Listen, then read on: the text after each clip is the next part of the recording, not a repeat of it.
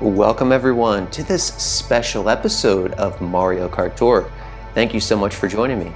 As you can see, we have this special gold pipe that is being made available, and along with that I have a little message to deliver to the community, and it's one that might not want to be heard, but it's one that needs to be said. So we'll just work our way through that as we go along here. Let's click on the pipe and see what's in here. Charge and Chuck Gold and the Gold Bullet Blaster make their debut. Look at these bright, colorful images. Really tries to draw you into this pipe, right? And it's a 12% high-end rate. What could go wrong, folks? This is a beautiful pipe, is it not? This pipe does not feature spotlights. Good luck. That's what it is, right, folks? As we covered on the Bowser Tour reaction video, in which I went into complete detail on the value of all these items, I will put a card up above if you want to see that complete breakdown. There is no guarantee to get any one of these specific items here, which means that this could be a bottomless pit for your rubies.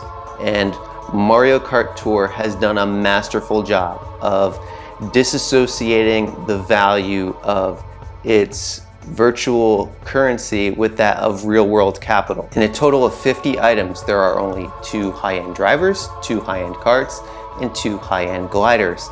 And out of each selection, there's going to be a pool of 4 items that you can possibly obtain, as depicted right along here on the right-hand side. If you're going into this pipe for Charge and Chuck Gold, then you will have a 1 in 4 chance run 2 times over the course of this 50 pipe, which amounts to only a 43.75% chance in order to obtain that driver from this selection in a maximum of 50 pipes, because the distribution of where those high ends lie will vary based on the random seeding that's been generated for your specific account.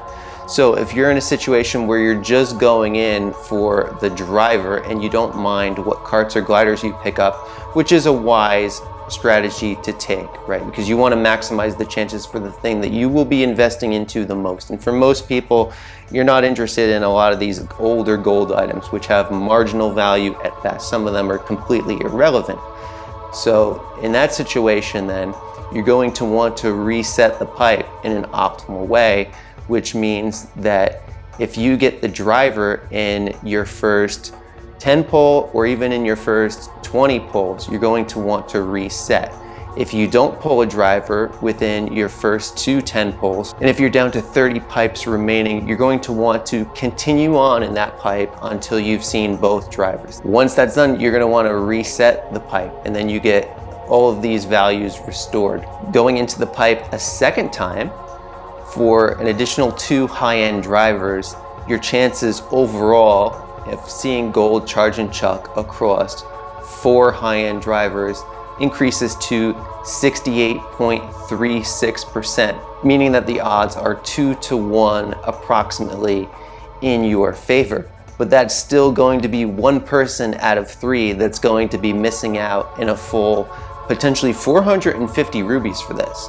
And if we expand the budget even further then to 6 high ends, which would be 675 rubies maximum potential, then your odds would increase up to 90%, which is where we can say things are a bit more comfortable. But where it becomes a bottomless pit is, like, let's just say if you go in for 10 high-end drivers in this pipe by resetting 5 times, then you're still only 94% in order to get gold Charge and Chuck. So you see that you could potentially spend 1,000 rubies, and there's going to be over 5 out of 100 people who aren't able to obtain gold Charge and Chuck. It's an extremely precarious situation to get yourself into, and that's why it is all important to set yourself a budget, a point where you are going to be willing to walk away and say, you took your shot at gold Charge and Chuck, and it's just not going to happen.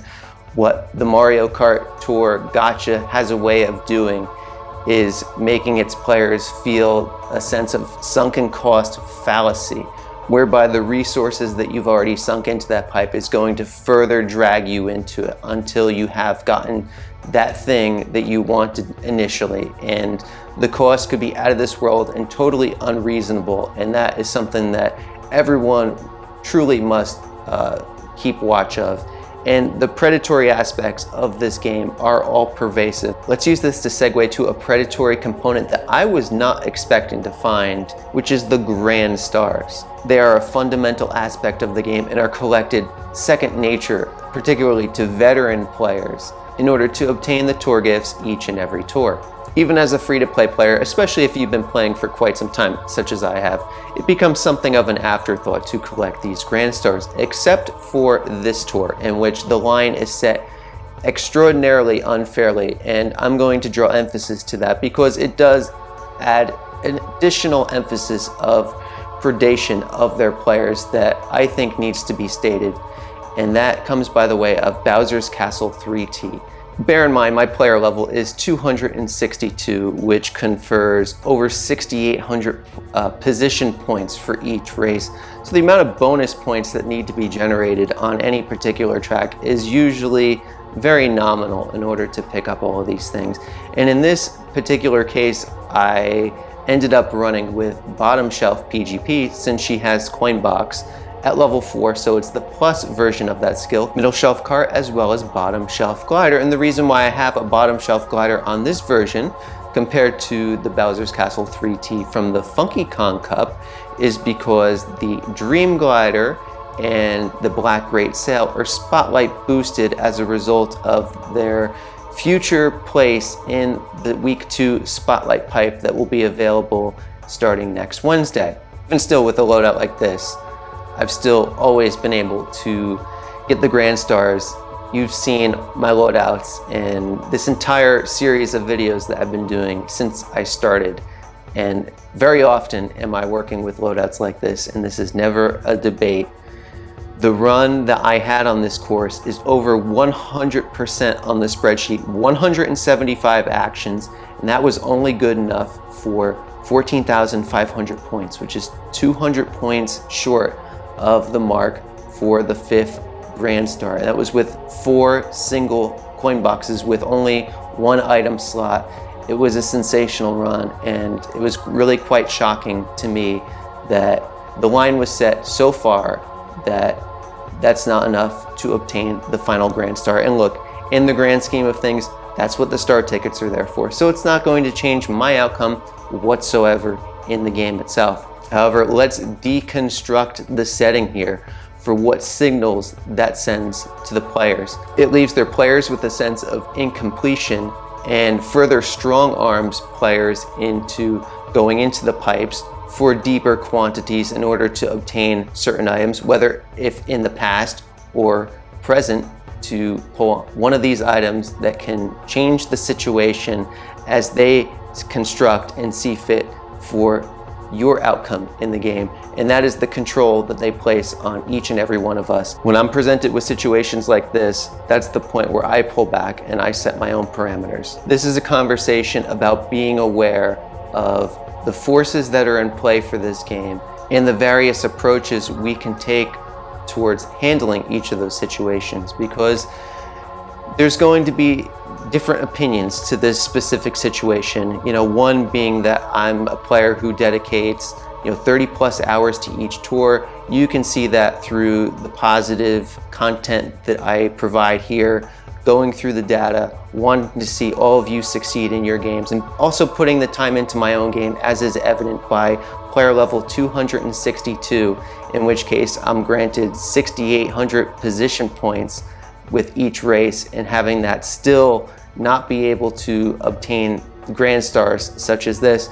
But there's also going to be some folks out there who would point out, well, Kevin, you haven't pulled on many pipes, so that's why that happens, and that you should pull on pipes in order to avoid these situations. But that's proliferating the exact reaction and manipulation that the game developers want to see of their players. And that happens all too much out there, where people are pulling as a result of the pressures not only within the game, but also that within the community that is further facilitating the aims of that goal from the developers. This is a platform where we have each other's best interests at heart, and alongside of the comprehensive breakdown that we do on the metagame within Mario Kart Tour itself.